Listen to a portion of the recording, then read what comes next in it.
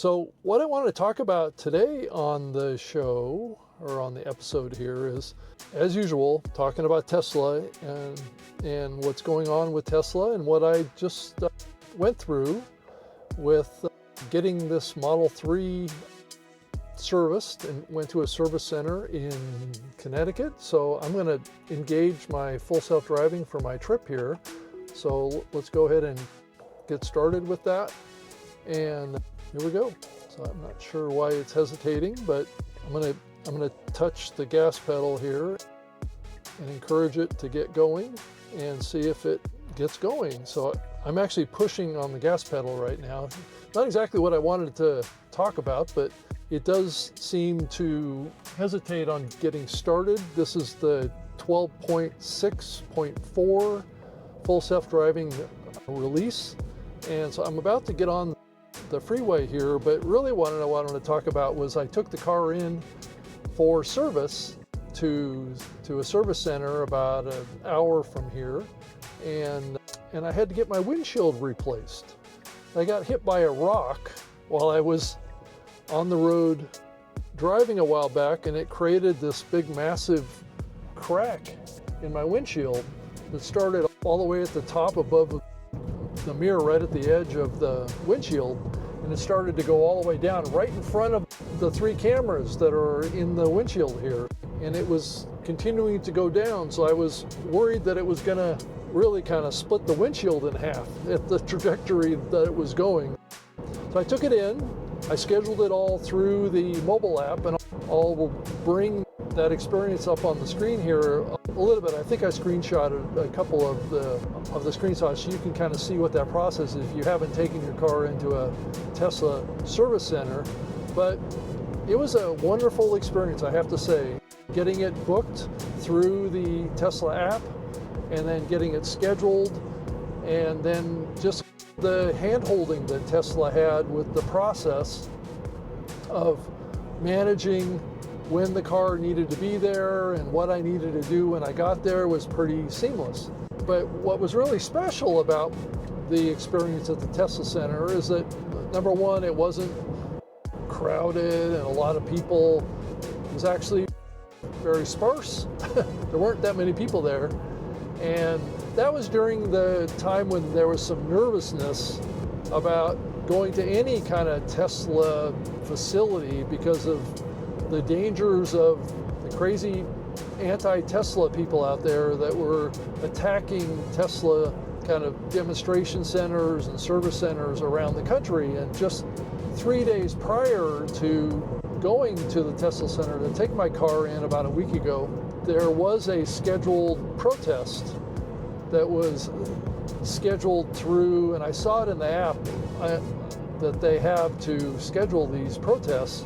It was basically Tesla Takedown is the website that you can go to and schedule to participate, or schedule a protest, so you can actually do both. And I think that there's been a lot of publicity on this that happened, but I went to the Tesla Service Center 2 days after the scheduled protest, and thankfully I did not see any remnants or any kind of impact that protest had on that particular service center. So I was happy to see that. I do know that there was some nervousness around going to that, even within 2 days. And I think that's the unfortunate consequence of all this fear around Teslas being attacked, and my car with parking in a parking lot and having to turn on the monitoring of the vehicle with all of the cameras and things like that, the Sentry Mode, as they say. And I do know that there's an upgrade to the Sentry Mode coming that will enable the car to play loud music if somebody gets close to your vehicle. So the car has very good surveillance around the car, so we should be able to mostly avoid any kind of attack that may happen to the vehicle with this upgrade. Because I do think if they do enable Sentry Mode to have more kind of capability to raise alarm to anyone that gets too close to the vehicle and looks like is maybe going to do something to the vehicle, that may be helpful. And so that is a similar kind of capability that my Ring camera alarm system has at my house, where it will announce you are being recorded or something like that. So I think there's some mitigations that the technology can do to mitigate this kind of domestic terrorist threat on Tesla, which is really unfortunate, and Tesla is being attacked as a political tool. And it's not really fair to Tesla owners, because a lot of the Tesla owners are actually from both ends of the spectrum, from the Democratic side and the Republican side. So given that those people are being attacked, it's really unfortunate. But anyway, hopefully that will be subsiding as law enforcement kind of gets more involved and is stating that there's going to be stiff penalties for attacking Tesla facilities or Tesla vehicles, which I think just aligns with the current laws. So I don't think it's unreasonable to think that we're going to be able to mitigate this problem, and that this attack on Tesla shareholders and business and that kind of thing, I think is also going to fail too. All this attention that's been given to Tesla, and I'm hearing more people speculate about this on YouTube and other places, that Tesla couldn't possibly buy this level of brand awareness. They tend to not need to run advertising. And my comment on that is that's probably because controversy and the linkage of the brand to cutting edge and controversial things and things like that is linked to Elon just drives greater awareness for the Tesla brand. But anyway, I wanted to get back to my story about my Tesla service experience. I was there for about 6 or 7 hours. So I dropped the car off in the mid-morning and then picked it up late in the afternoon. And during that time, the service center gave me total free access to take out a Cybertruck. So it was a brand new Foundation Series Cybertruck that had the full 13 version full self-driving installed on it. So I was able to spend the whole day with a Cybertruck, which I had not actually been in or test drove up to that point. So that gave me an opportunity to experience the Cybertruck, which I hadn't had before.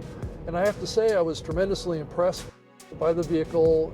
I was able to, like I said, spend about 6 or 7 hours with it, drive all over to some degree and go do some things that I wanted to do while my car was being serviced. And I have to say that the Cybertruck was just like my Model 3 here. I didn't really see, to be quite honest with you, I didn't really see a huge difference in the full self-driving capability between this car and that one. I'm sure it had different abilities. It just wasn't maybe challenged in a way when I was driving it that exposed those big differences that people are talking about with the vehicle itself, which kind of reset my expectations around what I view around the value of the full self-driving of the 12.6.4, which is pretty much like 95% the same. Now granted, I guess the bigger issue is the 13.0 and the hardware 4 gives you likely, and I don't even know if this is 100% true yet, but gives you the likely possibility of unsupervised full self-driving, which is what I've talked about many times in this series in my car around that kind of capability. But as far as in day-to-day driving, I didn't really see a big difference between the 12.6.4 and like the 13.3.8 or whatever it was. I can't actually remember what the Cybertruck had in it.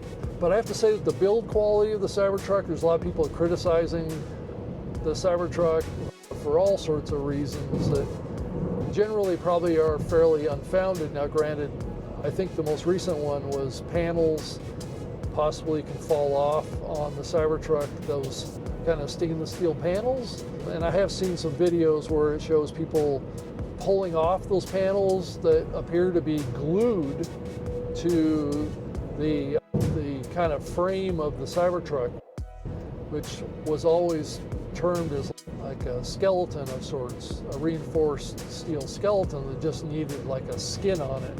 And that's essentially what it looks like Tesla had to do to be able to attach those sheet metal siding pieces to the vehicle. They probably weren't able to find an efficient way to attach those panels to other metal on the inside.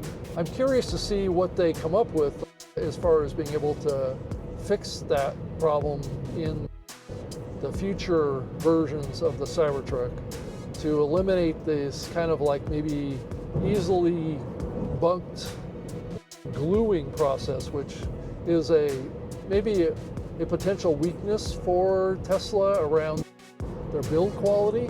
So I'm not quite sure. I'll be interested to see what they come up with as a solution for those side panels being able to be more firmly attached.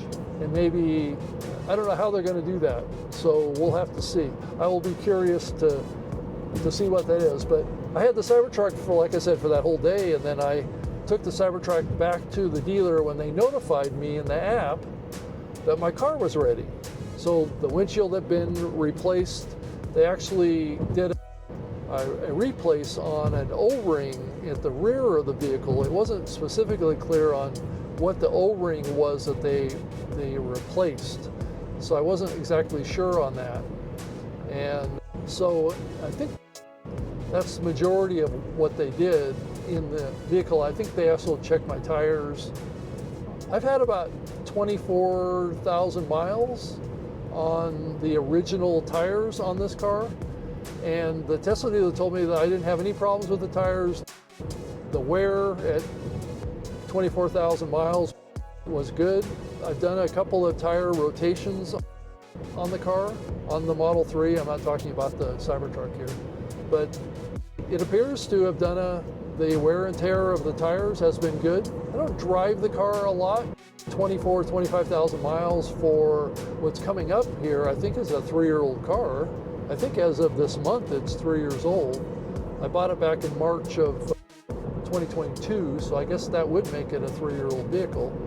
But the car seems to have done a nice job of driving while I've been doing this video. I haven't had to intervene or anything like that, but I just thought it was an interesting take over the last couple weeks around the public's reaction to Tesla and what Elon Musk is doing in the government, and linking those two things together as a weapon. And so hopefully we will see that subside as we see Tesla stock potentially. It just went up a little bit earlier this week again, and it's gone back down a little bit again. So I think we're going to see probably a fair amount of volatility in the Tesla stock between now and June, when they are going to do the whole robo-taxi release, and maybe a new announcement about a new lower price model, or a lower price model version of the Model 3 and maybe of the Model Y. I don't know if there's going to be a completely new car other than the Cybercab that's going to come out in June or in that time frame, but we'll have to see. But in the meantime, I'm very optimistic on Tesla and its future and the direction that the company is heading down. I know Tesla is in a tough spot being a part of Elon Musk and what he's doing in the Trump administration around Doge, but I'm optimistic on that too. That will potentially be a good thing for the United States around its budget and being able to balance the budget. So I think all of us, or many of us, need to stay focused on making sure that happens. And if that isn't, if savings aren't happening in the budget and we don't reach a balanced budget as part of all of the initiatives that we're seeing happen, then I think it's warranted to question what's going on there. I do think, and this is my own personal opinion, I do think that there's something relating to upgrading the federal government's technology infrastructure, and it may have something to do with AI. This is just my own personal opinion. It's not just based on who Elon is and what Elon's strengths are. Elon is very much a strong technologist and really has a good grasp on AI technology and probably systems and how they can be integrated and more efficient. efficiently handle data and the flow of data, and him going in and looking at all these different agencies and finding errors and fraud and abuse and all sorts of things in the budgets, that he is diving in at the database level, which could potentially link it up to being able to be better managed by artificial intelligence as we look to the future. So I don't know if that's a good thing or a bad thing yet. I think time will tell, and they're going to do what they're going to do. So we shall see. But I appreciate you spending time watching my video again and following me as I drive my full self-driving in my Model 3.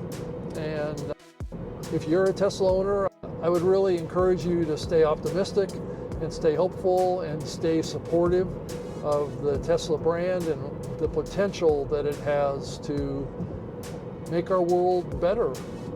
So I hope you have a great rest of your day. Thank you for watching and subscribing to my channel, and come back here.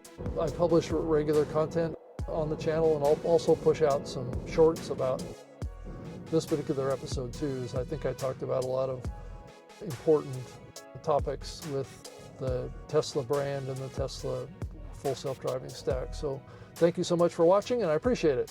I'll see you next time. Thanks.